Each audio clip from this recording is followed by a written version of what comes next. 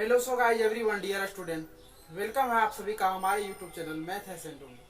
चलिए आज हम आप सभी को ले चलते हैं एनसीईआरटी बुक क्लास 10 के प्रश्नावली 3.2 के क्वेश्चन नंबर 5 पे। तो आइए हम जानते हैं 5 को। क्या हमारा 5 है हमारा एक आयताकार बाग जिसकी लंबाई चौड़ाई से 4 मीटर अधिक बता रहा है का अर्ध परिमिति 36 है, तो बाग की विमाएं ज्ञात करिए। विमाएं मतलब होता है आपका, समझ लीजिए क्या, लंबाई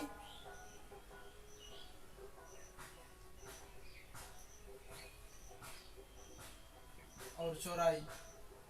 विमाएं का मतलब होता है लंबाई और चौड़ाई। क्योंकि आप आयत का फिगर बनाइए, सबसे पहले आयत का फिगर बनाते हैं तो आपको क्या होता है कि आपका ये बराबर आता है, ये बराबर और ये बराबर और ये बराबर आता है, आपका ये बराबर और ये बराबर आएगा आपका। इसको हमने कहते हैं चौड़ाई, इसको कहते हैं लंबाई, इसको कहते हैं लंबाई और उसको कहते हैं चौड़ाई। तो आइए हम जानते हैं। सबसे पहले कह रहा एक आयताकार बाग जिसकी लंबाई चौड़ाई से 4 मीटर अधिक है, तो हम क्या करेंगे, हमको लंबाई मानना पड़ेगा पहले। तो माना कि लंबाई x मीटर है आपका, x मीटर, और चौड़ाई क्या है आपका, चौड़ाई आपका y मीटर। तो अकॉर्डिंग टू क्वेश्चन से हम क्या कर सकते हैं, लंबाई इज इक्वल चौड़ाई।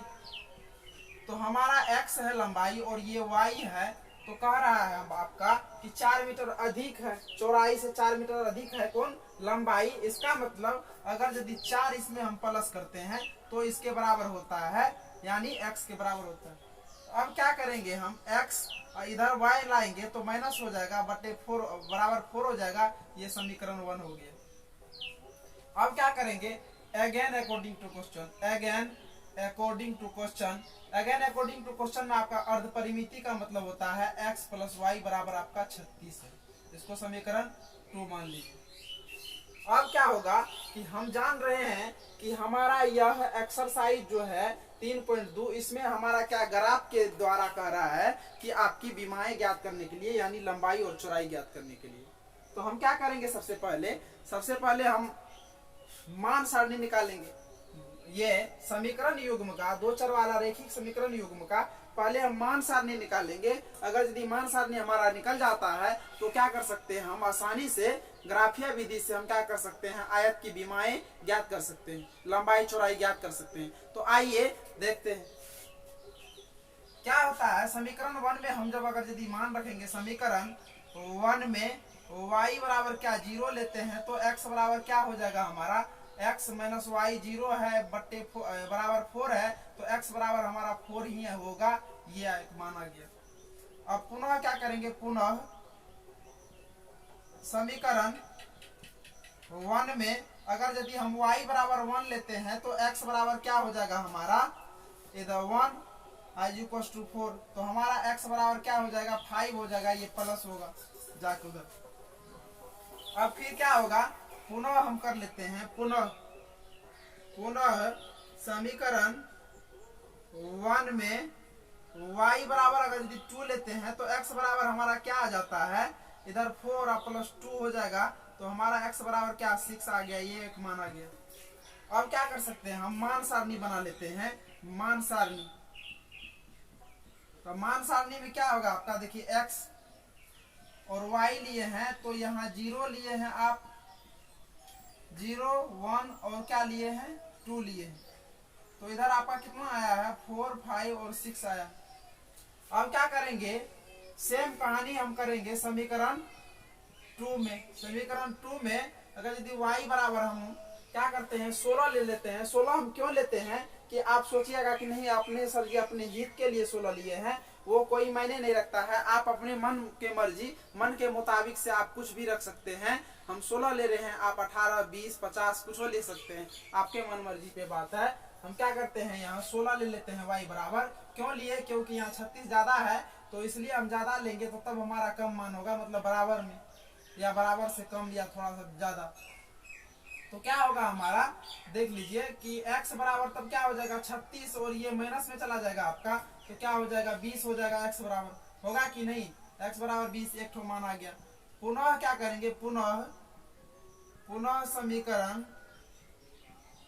2 में y बराबर क्या होगा, समीकरण 2 में पुनः समीकरण 2 में y बराबर आपका 18 आ जाएगा। देख लीजिए 17 ले लेते हैं तो x बराबर आपका क्या हो जाएगा 36 में से अगर यदि 17 को माइनस कर देते हैं तो x बराबर क्या हो जाएगा आपका 19 होगा, होगा कि नहीं, एक इधर बढ़ रहा है तो इधर कम रहा। अब फिर क्या करेंगे, पुनः समीकरण 1 में, समीकरण 2 में y बराबर क्या होगा 18 ले लेते हैं तो हमारा x बराबर क्या हो जाता है 36, 36 माइनस 18 तो x बराबर हो जाता है हमारा कितना 18 हो जाता है।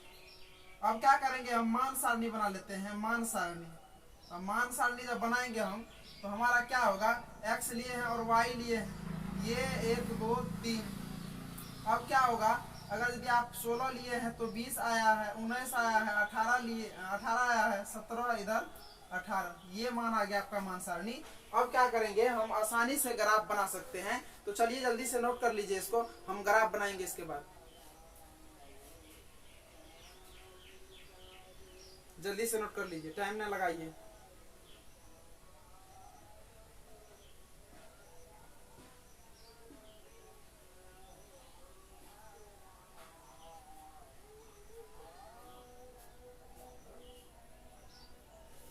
चलिए नोट कर लिए होंगे। अब हम क्या करते हैं, आगे हम ग्राफ बनाते हैं, ग्राफ हमारा क्या कह रहा है, तो आगे ग्राफ पे हम बात करेंगे। तो मान सारणी केवल हम छोड़ देते हैं, इसके बाद बाकी हम मिटा देते हैं, क्योंकि मान सारणी ही हमारा क्या है, मूल।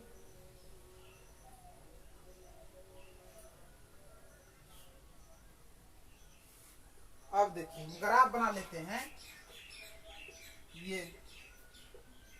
ये ग्राफ बना लेते हैं, हमारा क्या आया है, प्लस में ही आया है, इसीलिए हम माइनस वाला को नहीं लेंगे, क्योंकि जगह भी हमारा कम है, तो इसलिए हम माइनस वाला को नहीं ले रहे हैं। अब हम 1 2 3 4 5 6 7 8 9 10 11 12 13 14 15 16 17 18 19 20, ये मान सारणी को हम साइड कर लेते हैं थोड़ा सा, तब हमको आप बढ़िया रहेगा। मान सारणी समीकरण 1, तो मान सारणी x और y इसको साइड कर लेते थोड़ा सा, इधर 0 1 2, तो आपको आ गया है 4 5 और 6। यहाँ से मान सारणी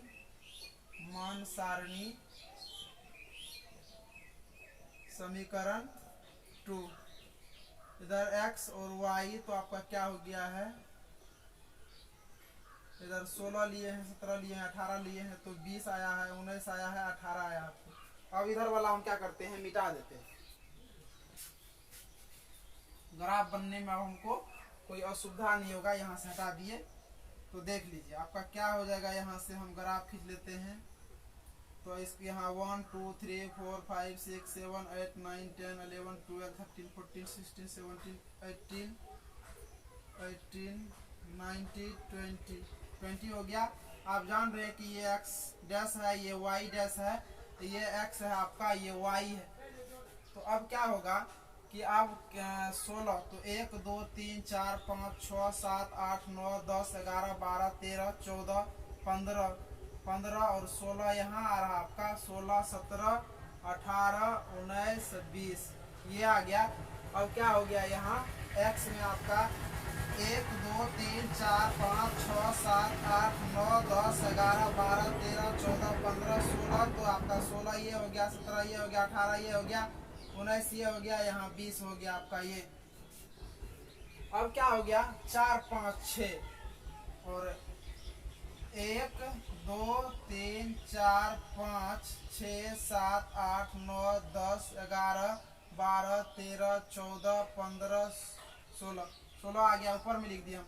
अच्छा चलिए यहाँ 1 2 3 4 5 6 7 8 9 10 11 12 13 14 और 15, अच्छा, इसको भी नीचे कर देते हैं।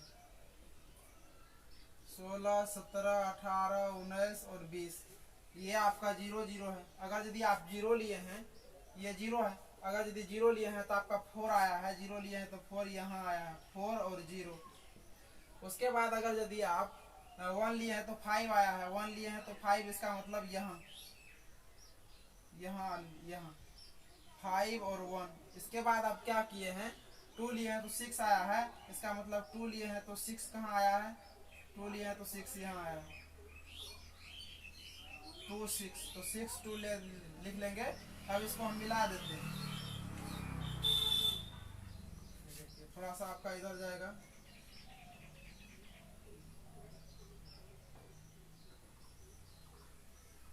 ये मिला दिए। आपका ग्राफ एग्जैक्ट नहीं भी बन सकता है, क्योंकि यहाँ इस पे बोर्ड है आपका, ये ग्राफ कॉपी में ही ग्राफ एग्जैक्ट बनता है। तो चलिए 16 लिए हैं तो 20 आया है, 16 लिए हैं तो 20 कहाँ आया है, देख लीजिए। y बराबर 16 लिए हैं तो इधर आपको 20 आया है, y बराबर 16 कहाँ है, देख लीजिए। 16 तो इधर 20 आया है, इसका मतलब यहाँ 16 वाला में चिन्हित कर लेते हैं, इधर 20 वाला, ये 16 और 20। ये ग्राफ आपका टेढ़ा हो गया थोड़ा सा, इसको रहने दीजिए तो अब बाद में मिलाते हैं। ये आपका क्या आ गया, 20 और 16 आ गया। उसके बाद अगर यदि आप 17 लिए हैं तो 19 आया है, 17 लिए हैं तो 19, इसका मतलब ये पॉइंट होगा 17 और 19, 19 17। उसके बाद 18 18 आया है तो आपका 18, इसका मतलब ये 18 और 18 ये आया है। अब क्या करेंगे, ये तीनों को मिला देते हैं, आप मिला दीजिए ये तीनों को, ये देखिए टेढ़ा हो गया, इस पर टेढ़ा होगा ही आपका।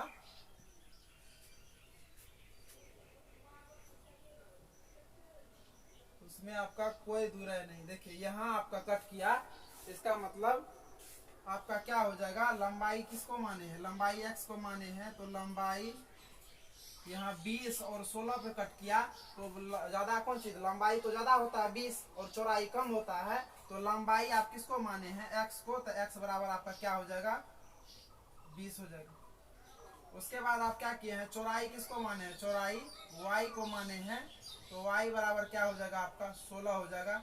यही आपका आंसर हो गया। चलिए आप संतुष्ट होंगे इससे। अगर यदि संतुष्ट नहीं होंगे तो आप क्या करिए, कमेंट बॉक्स में कमेंट कीजिए और बेल आइकन घंटी तथा सब्सक्राइब बटन को दबाना ना भूलें, ताकि सारी अप टू डेट आपको पहुंचता रहे।